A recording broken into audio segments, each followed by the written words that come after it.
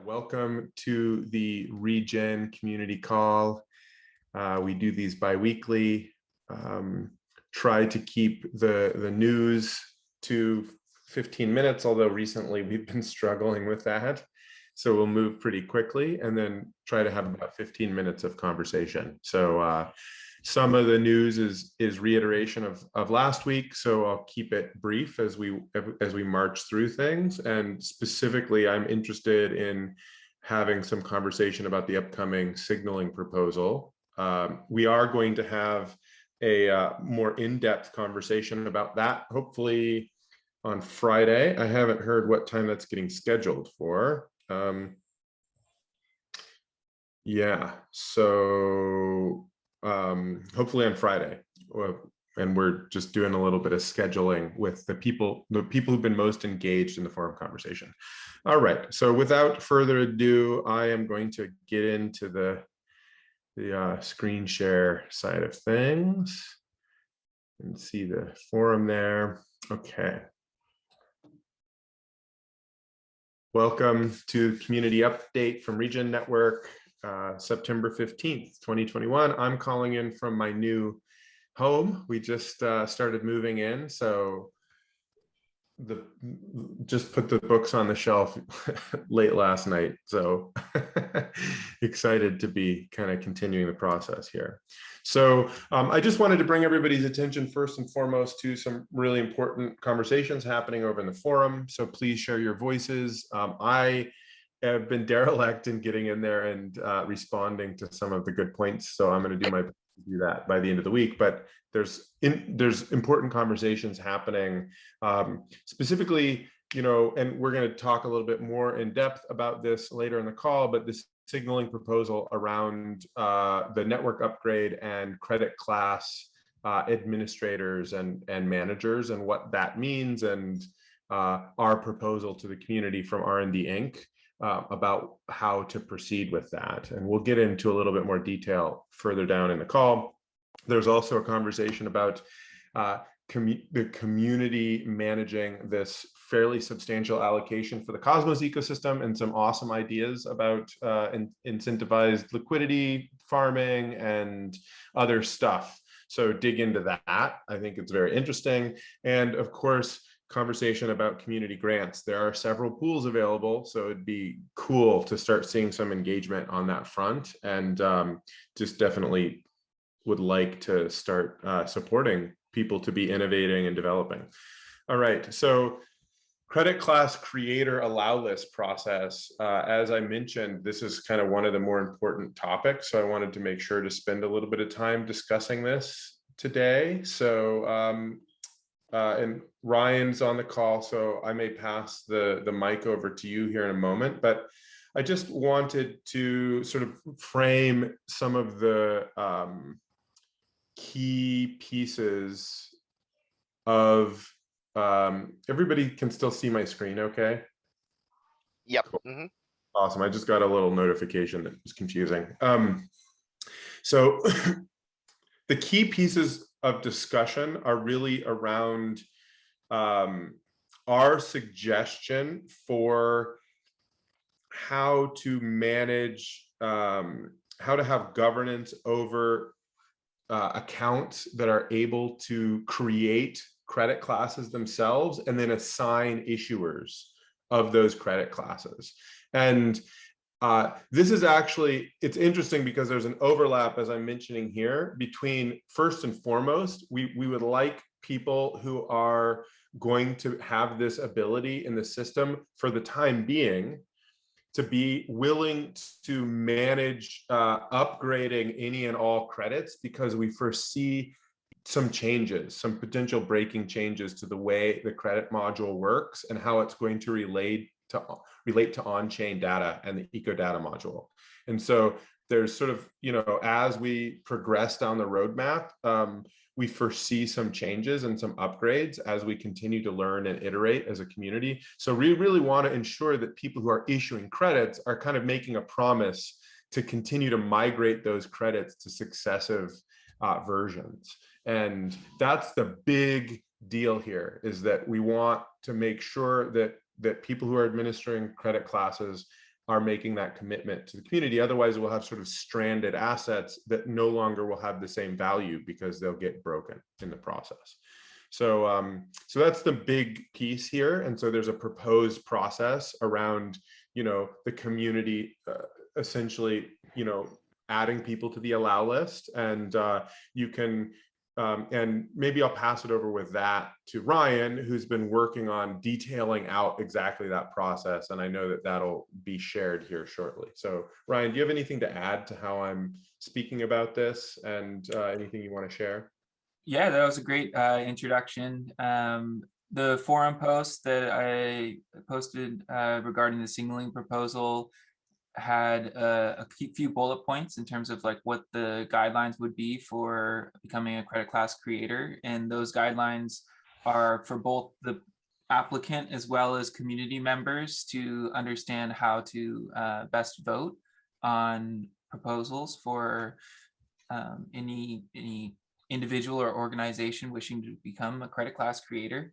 In the actual signaling proposal, we're going to include a document, which is the document that Gregory had mentioned that I've been working on, which is a more refined outline of what that process looks like and what those guidelines are. It provides a brief introduction to our decision in terms of choosing to do the permissioned approach with the EcoCredit module. And as Gregory mentioned, we are expecting some changes. And like an example of that would be like the credit class would have a field for like a specific project ID or another way to link to the data module. So we just want to ensure that people that are becoming credit class creators are willing to make those migrations and work with us and the community on filling in that information with the following upgrade when the data module is introduced. But this guideline, it has a little bit of a primer in terms of what a credit class is. And so it gives that context for anyone understanding what they're actually getting into in terms of becoming a credit class creator. It also mentions that there are alternatives in terms of becoming or designing a methodology, which is going through the Regen Registry program. So this is primarily geared towards someone who either is operating in the same kind of regard that Regen Registry is operating in terms of creating credit classes, but also if someone has a single methodology or is working with a methodology designer, then they can also go through this process as well. But there is an alternative, which would be to design a methodology through the Regen Registry program. But this is primarily focused on becoming a credit class creator on Regen Ledger. But there is that distinction that is made in the document. And then the main key points for guidelines is that we're looking for people that are actively engaged in the design and development of ecosystem service credits, as well as demonstrating their desire and capacity to work with Regen Ledger maintainers to migrate credit class data when breaking changes are introduced, and then socializing their candidacy as a credit class creator in the forum and gathering support before submitting a proposal on chain. So there's more information about those points, and this document will be included within the signaling proposal. And yeah, you can expect to see that hopefully here by the end of the week. We'll have something to share. And if anyone has questions, we'd be happy to answer those at the end of the call. Yeah, or if things are coming up right now, go ahead. I mean, this is sort of the more important conversation, really, in terms of what's moving right now. So if people would like to either chat questions or pop on to the video, or just pop your mic on and ask questions, feel free. While we're waiting potentially for people to formulate questions, one thing I'd like to just mention is that the thesis here at the moment, R&D Inc. is sort of stewarding the Regen Registry, which is a program that has sort of industry, or that has a set of standards and an approach to registering, monitoring, measuring, quantifying, verifying, and minting ecological assets. And we're we've created that, right, as part of the Regen Network vision. And we're going to be going through a process to progressively decentralize ownership and governance of the registry itself, and basically be bringing that registry program on chain. And so ideally, from this is my personal perspective, ideally, if we're doing a good enough job at getting the community engaged with the Regen registry and the ability to govern standards and, and bring the community around that, not everybody, but people who are passionate, knowledgeable, and can help generate legitimacy and innovate that program with us. There may not be a lot of desire for folks to become, sort of credit class admins on their own. That may sort of happen within the registry itself, right? And if we're doing a good enough job at R&D Inc. to progressively decentralize and include everybody's voices in that, my guess is most people will choose to engage with that process directly. But we also want Regen Ledger to be open. And so this is a way where somebody could innovate and fork Regen registry, or if we're too slow, this enables people to go around R&D Inc. and create credit classes by communicating directly with the community. So what we're trying to do here is just be really clear about the attributes that are needed for a credit class administrator to be doing quality work as it relates to the markets for ecosystem service credits as we understand them. So hopefully that's all helpful context for folks. I'm just checking the chat again. Yeah, credit type is like carbon credit, and a credit class is a class of credits like grassland credits that may use multiple different methodologies to achieve a claim around like carbon sequestration into soil, for instance. And so there could be direct measurement methodologies, there could be model-based methodologies, and we've sort of innovated to say that, hey, there's a class and there may be multiple different ways that people achieve a claim around a type of credit, which is like a unit of carbon, right? There could also be a biodiversity unit, or there could be, other forms of units, but credit type in this case really refers to like, hey, it's a carbon credit, and it's referring to 1 ton of carbon, for instance. So hopefully that helps answer your question, Patrick, there, which is great.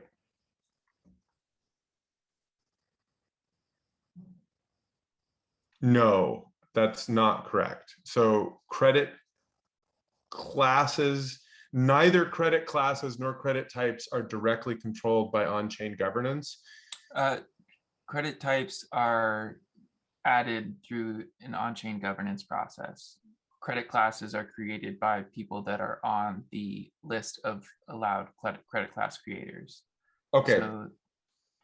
So there is a voting process in terms of adding credit types. So for example, the carbon credit type is being initialized at Genesis. So when we perform the upgrade and we add the eco credit module, the carbon credit type will be automatically populated. But if someone is looking to add a credit type such as a biodiversity credit type, then that credit type needs to be added as an approved credit type on chain through an on-chain governance process. And that would be a parameter. It would be a param change that would correct allow that to be added. So thank you.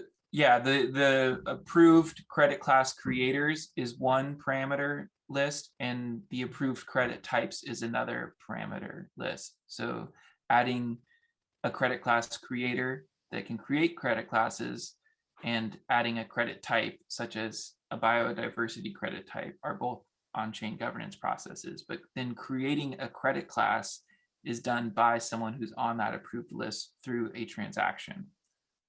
Have we gotten a diagram of this sketched out yet?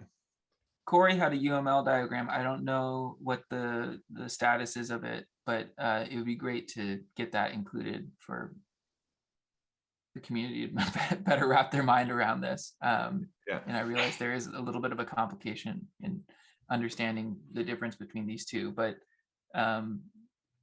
Yeah, You may not remember this, but are you aware of the reasoning around the credit type being sort of having a universal sort of at protocol level governance process around credit types? I was not involved in the decision on that, so I can't give a clear answer, unfortunately, at the We'll have to moment. ask Corey about that. Just be interested to hear. I don't even remember that, so that was my mistake. Great question, Patrick. Do you have further questions about that specific piece?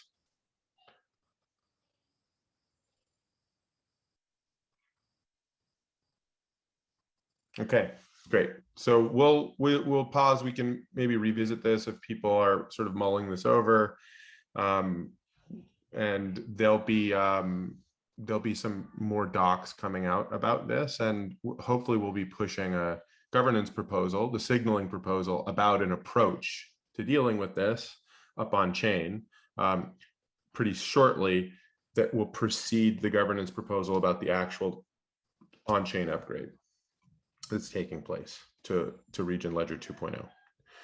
All right. There is a question just in regards to whether anyone on the call is planning to create credit classes or types. But maybe people can chime in as we continue forward. Or it might be better, there might be a better question, which is, I would just say, or not better question necessarily, but sorry, my Zoom is struggling. I'd be interested if people are interested in new credit types, if people are interested in adminning credit classes, which is quite a thing. It's like running your own registry system, or if people are interested in issuing, sort of like working within an existing set of programs to issue credits, right? So there's sort of three levels. And so my assumption is that most people are going to be most interested in the third level of like innovating a new credit issuance, a set of vintages, using a methodology with a credit class that is being adminned by Regen Registry. That's my assumption, is that that's the like most useful and the most valuable for most people. But I'd love to hear if people are like, no, I want to go right for a credit class, or hey, there's this credit type that I'd like to see up on chain. So yeah, I'd love to hear people's thoughts about that.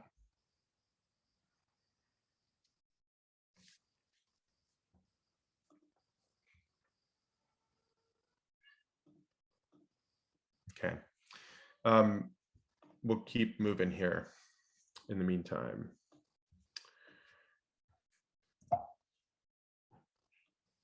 All right, so just a quick update, and I think Patrick actually caught this. So the Redwood testnet is being relaunched. Do you want to talk at all about this, Dan, for us? Yeah, so basically we already kind of touched on what exactly Redwood Testnet is, where it's going to be an ongoing public testnet with the stable version of Regen Ledger.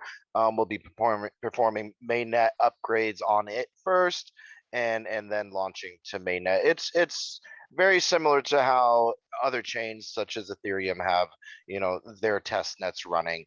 But yeah, so thank you, Patrick, for pointing out that some of the parameters are a bit different. The Redwood team and I discussed whether or not we should just do a parameter change to update that. And honestly, I felt that would be a better idea to just relaunch the testnet, considering it's still very new and nobody's really using it at this stage. So we're going to go ahead and relaunch the Redwood testnet.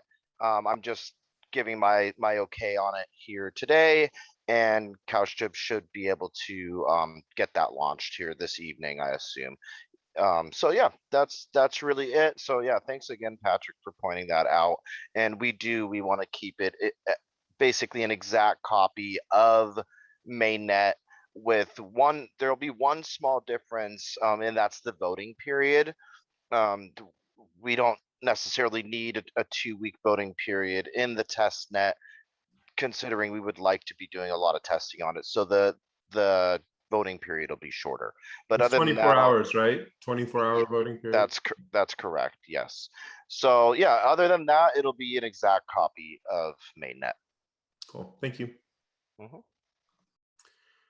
Just a quick note on IBC connections and market data. We continue to see traction and growth of liquidity and trading pairs through IBC. So Osmosis is up to $18 million liquidity.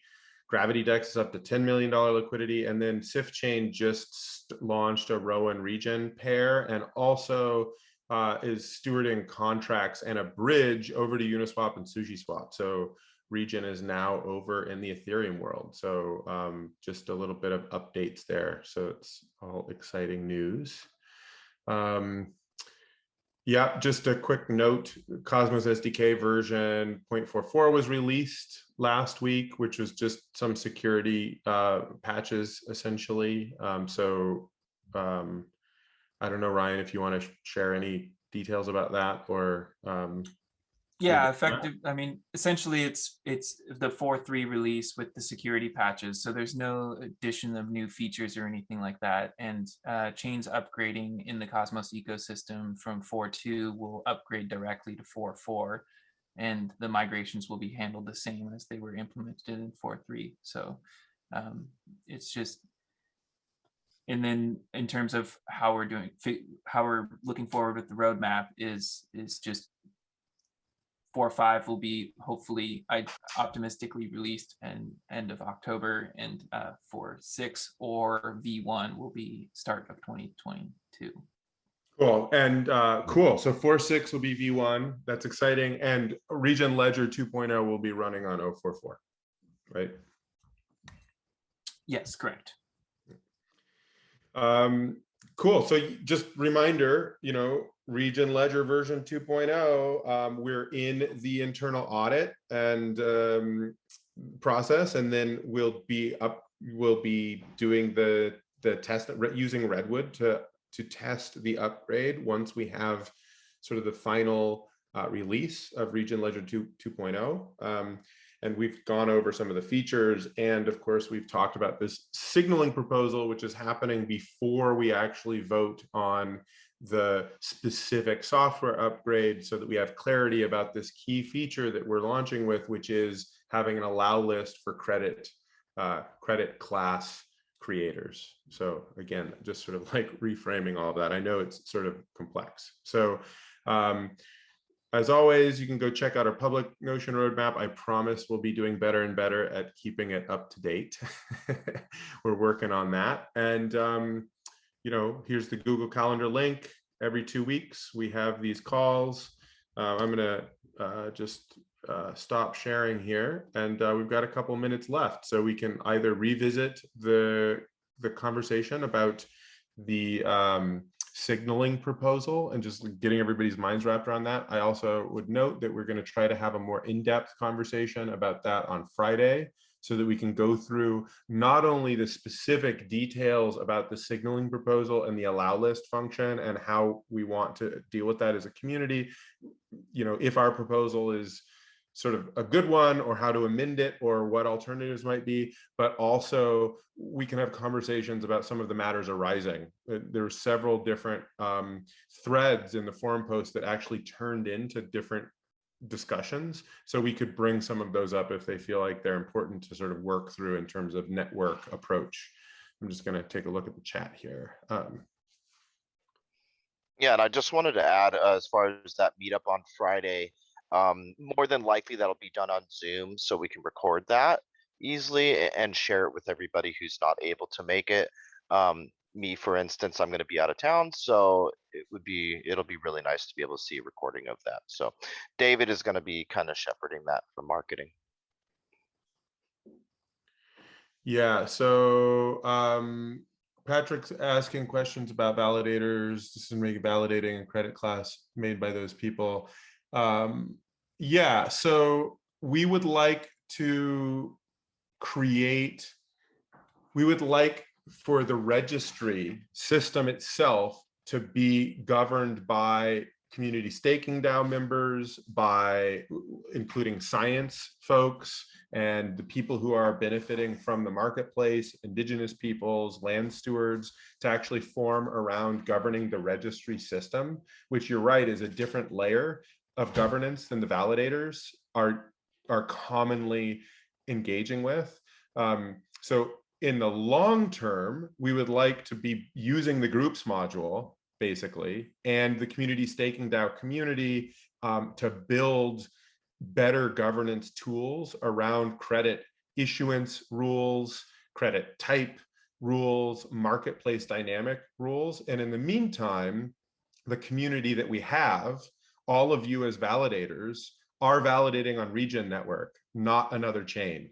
And so we are asking you to be concerned about credit classes and to engage in making the best possible decisions about the signaling proposal, for instance, which in a way is saying, hey, here's a process to apply. And then we at R&D Inc. are going to go through that process and apply, right? And then we're going to do our best to build out community around the registry program, which you can see that there's a lot of documents. If you go to Regen, if you go to regen.network/resources, you can see the program guide, methodology guides, and all of the work that's been put into sort of creating a framework for managing credit issuance, that then we're going to be trying to migrate a lot of those rule sets and identity systems on chain, right, over time, which is a big, heavy lift.